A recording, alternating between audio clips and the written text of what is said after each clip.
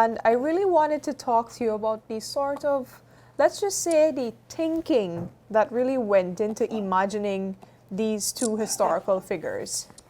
Making portraiture usually is just a matter of eye-hand coordination. By that I mean you observe keenly what is the material reality, and that's it.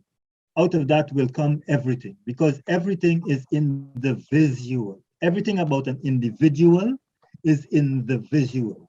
I make an accurate portrait of you and it will convey your personality and your character and all of that, yes? But in this instance, there is no material reality to be working from. So I got that. Now, the rest of it I have to get from what they're telling about his character and his personality. And his character and his personality is a very interesting one. And an influential person must mean that he had to have a certain aura, a certain presence. So these are the kinds of things that I am using to figure out how Jack should look. So I am building up a sense of what Jack is like. If he's charismatic and he's attractive to all these women, it means that he must have characteristics that women like.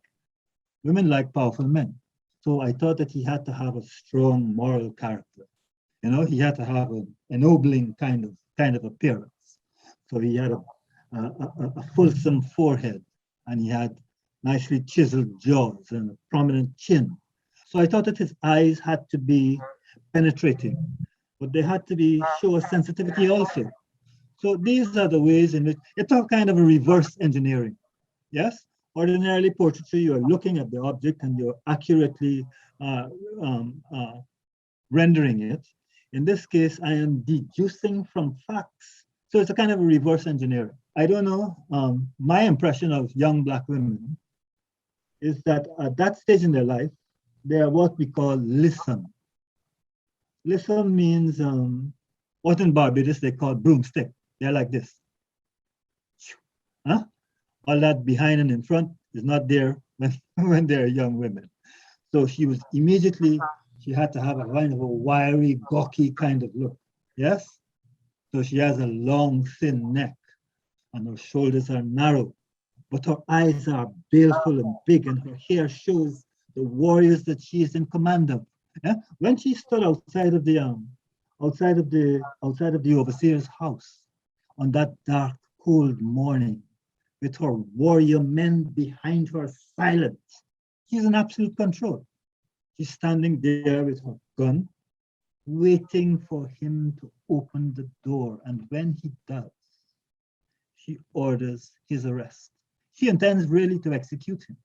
She is a woman of such strong conviction, such determination, such revolutionary fervor, that is, the warriors had to try to appease her.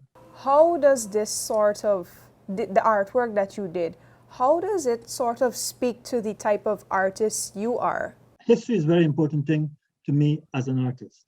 That is the food that I'm eating to output some statement. Yes, and I think that were there to be a greater interest and a greater facilitation for the study of history in our schools, literature too, it would improve how we are. We would have a better sense of ourselves. So it being a historical kind of requirement, and it also having a revolutionary aspect to it, people wanting to take their freedom and to control their own affairs and to shape their own destiny.